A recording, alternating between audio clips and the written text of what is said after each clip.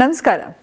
ಎಷ್ಟೋ ಸತಿ ಆಗಿದೆ ಅಲ್ವಾ, ನಾವು ನಮ್ಮ ಪಾರ್ಟ್ನರಿಗೆ ಸಪೋರ್ಟ್ ಮಾಡಬೇಕು ಅಂತ ಹೋಗ್ತೀವಿ, ಎಮೋಷ್ನಲಿ ನಾವು ಅವರಿಗೆ ಕೋಪಪ್ ಮಾಡಬೇಕು ಅಂತ ಹೋಗ್ತೀವಿ. ಅಂದರೆ ನಾವೇನೋ ಅಂತ ಹೇಳ್ತೀವಿ, ಎಷ್ಟೋ ಸತಿ ಮಿಸ್ಅಂಡರ್ಸ್ಟ್ಯಾಂಡಿಂಗ್ ಮಾಡ್ಕೊಂಡ್ಬಿಡ್ತಾರೆ. ಕೆಲವು ಸತಿ ನಾವೇನೋ ಅಡ್ವೈಸ್ ಮಾಡೋಕ್ಕೆ ಹೋದರೆ ಸಾಕು ಇರಿಟೇಟ್ ಆಗಿಬಿಡ್ತಾರೆ.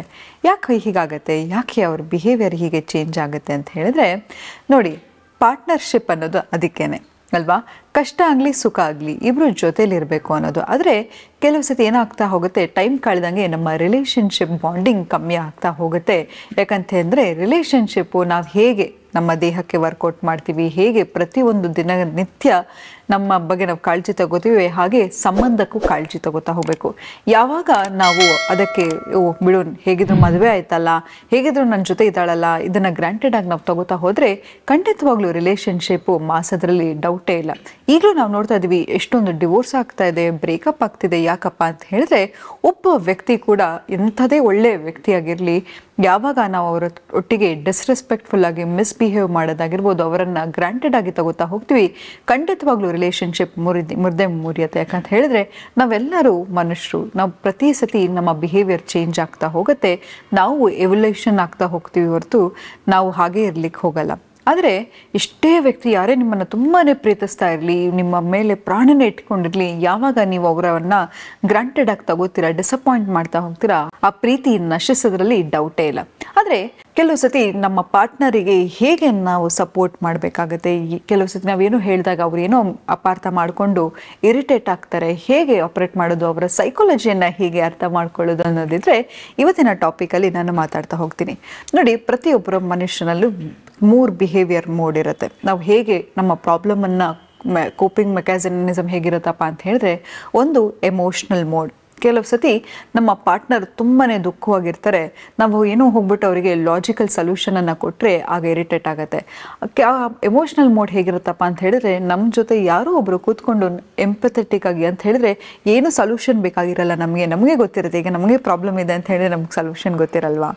ಆದರೆ ನಮಗೆ ಜಸ್ಟ್ ಯಾರೋ ಒಬ್ಬರು ಕೇಳೋ ವ್ಯಕ್ತಿ ಬೇಕಾಗಿರುತ್ತೆ. ಅಂತ ಹೇಳಿದ್ರೆ, ಹೌದು ಹೀಗಾಗ್ಬಿಡುತ್ತಾ, ಹಾಗಾಗಬಾರ್ದಿತ್ತು ಅನ್ನೋ ಒಂದು ಮೆಕ್ಯಾನಿಸಮಲ್ಲಿ ವರ್ಕ್ ಮಾಡ್ತಾ ಇರ್ತಾರೆ. ಅಥವಾ ಯಾರೋ ಒಬ್ಬರು ಈ ಥರ ಒಂದು ಸಾಂತ್ವನದ ಮಾತುಗಳನ್ನು ಆಡಬೇಕು ಅಂತ ಅವ್ರಿಗೆ ಅನಿಸ್ತಾ ಇರುತ್ತೆ. ಸೊ ಇದು ಎಮೋಷ್ನಲ್ ಮೋಡ್ ಆಗಿರುತ್ತೆ. ಕೆಲವು ಸತಿ ಅಳೋದಾಗಿರಬಹುದು, ಅಥವಾ ಕೆಲವು ಸತಿ ಬೇಜಾರು ಮಾಡ್ಕೊಳ್ತಾ ಇರೋದಾಗಿರ್ಬೋದು, ಪೇಚಾಡ್ತಾ ಇರಬಹುದು. ಇದೆಲ್ಲವೂ ಎಮೋಷ್ನಲ್ ಮೋಡಲ್ಲಿ ಆಪ್ರೇಟ್ ಮಾಡ್ತಾ ಇರ್ತಾರೆ. ಆಗ ನೀವು ಯಾವುದೇ ಕಾರಣಕ್ಕೂ ಅವರಿಗೆ ಲಾಜಿಕಲ್ ಸೊಲ್ಯೂಷನನ್ನು ಕೊಡೋದಾಗಿರ್ಬೋದು, ಅಯ್ಯೋ ಇಷ್ಟೇ ತಾನೇ, ನೀನು ಓವರ್ ರಿಯಾಕ್ಟ್ ಮಾಡ್ತಾ ಇದೆಯಾ, ಇದೇನು ದೊಡ್ಡ ವಿಷಯನಾ ಅಂತೆಲ್ಲ ನಾವು ಮಾತಾಡಬಾರ್ದಾಗತ್ತೆ. ಅಂತ ಅದ್ರ ಬದಲಾಗಿ, ಹೌದಾ ಹೀಗಾಗಬಾರ್ದಿತ್ತು, ಸ್ವಲ್ಪ ಟೈಮ್ ತಗೋ, ನಿಂಗೇನಾದರೂ ಸ್ವಲ್ಪ ಸ್ಪೇಸ್ ಬೇಕಾ, ಮತ್ತೆ ಬಂದು ಇದ್ರ ಬಗ್ಗೆ ಮಾತಾಡೋಣ, ಅಥವಾ ಅವ್ರು ಏನಾದರೂ ಹೇಳ್ತಾ ಇದ್ರೆ ತಾಳ್ಮೆಯಿಂದ ಏನೇ ಸೊಲ್ಯೂಷನ್ ಕೊಡದೆ ಸುಮ್ಮನೆ ಆಲಿಸಿದ್ರು ಕೂಡ ಎಷ್ಟೋ ಸತಿ ಆ ಪ್ರಾಬ್ಲಮ್ಗೆ ಸೊಲ್ಯೂಷನ್ ಸಿಗುತ್ತೆ. ನೀವು ಎಷ್ಟೋ ಸತಿ ನೀವು ಆಪ್ತ ಸಮಾಲೋಚಕರ ಹತ್ರ ಹೋಗಿರ್ತೀರಾ, ಅಥವಾ ನನ್ನ ಹತ್ರ ಬರುವಾಗಲೂ ಅಷ್ಟೇ ಕೌನ್ಸಿಲಿಂಗಿಗೆ ಖಂಡಿತವಾಗ್ಲೂ ಅವರಿಗೆ ಪ್ರಾಬ್ಲಮ್ ಗೊತ್ತಿರುತ್ತೆ, ಆದರೆ ಅದಕ್ಕೆ ಸೊಲ್ಯೂಷನ್ನು ಕೂಡ ಗೊತ್ತಿರುತ್ತೆ. ಅವರಿಗೆ ಯಾರೋ ಒಂದು ಕೇಳೋ ಜೀವ ಬೇಕಾಗಿರುತ್ತೆ. ಎಷ್ಟೋ ಸತಿ ನಮ್ಗೆ ಅನಿಸಿರುತ್ತಲ್ವ, ನನ್ನ ಕಷ್ಟನ ಯಾರೋ ಹತ್ರ ಹೇಳ್ಕೋಬೇಕು ಅನಿಸ್ತಾ ಇರುತ್ತೆ ಅಂತ. ಹಾಗೆ ಈ ಎಮೋಷ್ನಲ್ ಮೋಡಲ್ಲಿ ಅವರು ಆಪ್ರೇಟ್ ಮಾಡ್ತಾ ಇರ್ತಾರೆ. ಆಗ ದಯವಿಟ್ಟು ಯಾವುದೇ ಥರ ಲಾಜಿಕಲ್ ಸೊಲ್ಯೂಷನನ್ನು ಕೊಡ್ತಾ ಹೋಗಬೇಡಿ. ಇನ್ನೊಂದು ಬಿಹೇವಿಯರಲ್ ಮೋಡ್. ನೀವು ನೋಡಿರ್ಬೋದು, ಕೆಲವು ಸತಿ ನಮಗೆ ತುಂಬಾ ಸ್ಟ್ರೆಸ್ ಆದರೆ ಅಥವಾ ಏನೇ ಒಂದು ಟೆನ್ಷನ್ ಆದರೆ ಬಿಹೇವಿಯರಲ್ ಚೇಂಜಸ್ ಆಗುತ್ತೆ.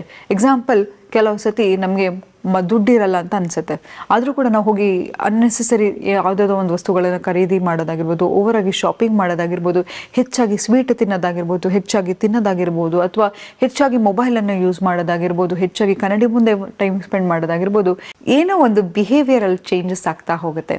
ಇದನ್ನು ಬಿಹೇವಿಯರಲ್ ಮೋಡ್ ಅಂತ ಹೇಳ್ತಾರೆ. ಹಾಗಾಗಿ ಇದನ್ನು ಹೇಗೆ ಚೇಂಜ್ ಮಾಡೋದು, ಇದನ್ನು ಹೇಗೆ ಓವರ್ಕಮ್ ಮಾಡೋದು ಅಂತ ಹೇಳಿದ್ರೆ, ನಿಮ್ಮ ಪಾರ್ಟ್ನರಲ್ಲಿ ಈ ಚೇಂಜಸನ್ನು ಕಾಣಿಸ್ತಾ ಇದೆ ಅಂತ ಹೇಳಿದ್ರೆ ತಕ್ಷಣ ಕೂತ್ಕೊಂಡು ಅವ್ರ ಹತ್ರ ಮಾತಾಡಿ, ಯಾಕೆ, ಏನಾಯಿತು, ಏನು ಪ್ರಾಬ್ಲಮ್ಮು ಅಂತ ಅವರನ್ನು ಕೇಳಿ. ಅವರ ಪ್ರಾಬ್ಲಮನ್ನು ಡಿಸ್ಕಸ್ ಮಾಡಿದ್ರೆ ಖಂಡಿತವಾಗ್ಲೂ ಈ ಟೈಮಲ್ಲಿ ಅವರಿಗೆ ಲಾಜಿಕಲ್ ಸೊಲ್ಯೂಷನನ್ನು ಕೊಡಿ. ಯಾಕಂತ ಹೇಳಿದ್ರೆ ಅವರ ಬಿಹೇವಿಯರಲ್ಲಿ ಚೇಂಜಸ್ ಆಗ್ತಾ ಇದೆ, ಅವರಾಗಿಲ್ಲ. ಸೊ ಹಾಗಾಗಿ ಅಂಥ ಸಮಯದಲ್ಲಿ ನಿಮ್ಮ ಹೆಲ್ಪ್ ಖಂಡಿತ ಬೇಕಾಗುತ್ತೆ. ಆಗ ಅವರಿಗೆ ಅಡ್ವೈಸು ತುಂಬಾ ಮುಖ್ಯ. ಇನ್ನೊಂದು ಯಾವುದಪ್ಪ ಅಂತ ಹೇಳಿದ್ರೆ ಥಿಂಕಿಂಗ್ ಮೋಡ್. ಕೆಲವು ಸತಿ ನೀವು ನೋಡಿರ್ತೀರ ನಿಮ್ಮ ಪಾರ್ಟ್ನರ್ ತುಂಬ ಅಲೂಫಾಗಿ ಏನು ಯೋಚನೆ ಮಾಡ್ತಾ ಇರ್ತಾರೆ, ಏನು ಸೊಲ್ಯೂಷನ್ ಅಂತ ಗೊತ್ತಾಗ್ತಾ ಇರಲ್ಲ, ಅಥವಾ ಪದೇ ಪದೇ ಅದೇ ವಿಷಯವನ್ನು ಯೋಚನೆ ಮಾಡ್ತಾ ಇರೋದಾಗಿರಬಹುದು, ರಾತ್ರಿ ನಿದ್ದೆ ಮಾಡದೇ ಇರೋದಾಗಿರಬಹುದು. ಈ ಥರ ಒಂದು ಥಿಂಕಿಂಗ್ ಮೋಡಲ್ಲಿ ಹೋಗ್ಬಿಟ್ಟಿರ್ತಾರೆ. ಯಾಕೆ ಹೀಗಾಯಿತು, ನನಗೆ ಏನಕ್ಕೆ ಹಿಂಗಾಯಿತು, ನನಗೆ ಈ ಥರ ಕಷ್ಟ ಬರಬೇಕಾ ಅಂಥ ಟೈಮಲ್ಲಿ ನೀವು ಅವರಿಗೆ ಲಾಜಿಕಲ್ ಸೊಲ್ಯೂಷನ್ಗಿಂತ ಧೈರ್ಯವನ್ನು ತುಂಬೋ ಕೆಲಸ ಮಾಡಿ. ಯಾವಾಗಲೂ ಅಷ್ಟೇ ಹೇಳಿ, ನೋಡಿ ಪ್ರತಿಯೊಬ್ಬ ಮನುಷ್ಯನಿಗೂ ಕಷ್ಟ ಆಗಲಿ ಸುಖ ಆಗಲಿ ಬಂದು ಹೋಗ್ತಾನೆ ಇರುತ್ತೆ, ಯಾವುದೂ ಪರ್ಮನೆಂಟ್ ಅಲ್ಲ ಅಲ್ವಾ.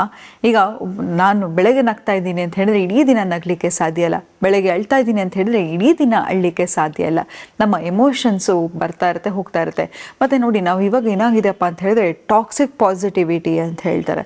ಯಾಕಂತ ಹೇಳಿದ್ರೆ ಮೊದಲು ನನಗೂ ಈ ಅಡಿಕ್ಷನ್ ಇತ್ತು. ಏನಪ್ಪ ಅಂತ ಹೇಳಿದ್ರೆ ಯಾವಾಗಲೂ ನಾನು ಸಂತೋಷವಾಗಿರಬೇಕು, ಯಾವಾಗಲೂ ಖುಷಿಯಾಗಿರಬೇಕು. ಒಂದು ದಿನ ನಂಗೆ ಎದ್ದೇಳೋಕ್ಕಾಗ್ತಿರ್ಲಿಲ್ಲ, ಬೇಜಾರಾಗಿರಲಿಲ್ಲ ಅಂತ ಹೇಳಿದ್ರೆ ನಮಗೆ ನಾವೇ ಟ್ಯಾಗ್ ಮಾಡ್ಕೊಂಡ್ಬಿಡ್ತೀವಿ, ನಾನು ಡಿಪ್ರೆಷನಲ್ಲಿದ್ದೀನಿ, ನಾನು ಸಂತೋಷವಾಗಿಲ್ಲ, ಚೆನ್ನಾಗಿಲ್ಲ ಅಂತ. ಬಟ್ ನಾವೆಲ್ಲರೂ ಮನುಷ್ಯರು. ಒಂದು ದಿನ ನಮ್ಗೆ ಎದ್ದೇಳೋಕ್ಕಾಗಲಿಲ್ಲ, ನಿತ್ಯ ರುಟೀನ್ ಮಾಡೋಕ್ಕಾಗಲಿಲ್ಲ ಅಂತ ಹೇಳಿದ್ರೆ ಪರವಾಗಿಲ್ಲ. ಯಾಕಂತ ಹೇಳಿದ್ರೆ ಯಾವಾಗಲೂ ನಾವು ಸದಾ ಖುಷಿಯಾಗಿರಬೇಕು, ಯಾವಾಗಲೂ ಪಾಸಿಟಿವ್ ಆಗಿರಬೇಕು ಅಂತ ಹೇಳಿದ್ರೆ ಅದು ಮುಟ್ಟಾಳ್ತಾನ. ನಾವೆಲ್ಲರೂ ಮನುಷ್ಯರಲ್ವಾ, ಪ್ರತಿಯೊಬ್ಬರಿಗೂ ಎಮೋಷನ್ಸ್ ಇರುತ್ತೆ ಅಲ್ವಾ. ಹಾಗಾಗಿ ಆ ಆಪರೆಂಟ್ ಮೋಡಲ್ಲಿ ಯಾವಾಗಲೂ ನೀನು ಬೇಜಾರಾಗಿರ್ತೀವಿ, ಯಾವಾಗಲೂ ನೋವು ಮಾಡ್ತಿರ್ತೆ, ಯಾವಾಗಲೂ ಓವರ್ ಥಿಂಕ್ ಮಾಡ್ತಿರ್ತೀಯ ಅಂತ ಹೇಳಲಿಕ್ಕೆ ಹೋಗ್ಬೇಡಿ.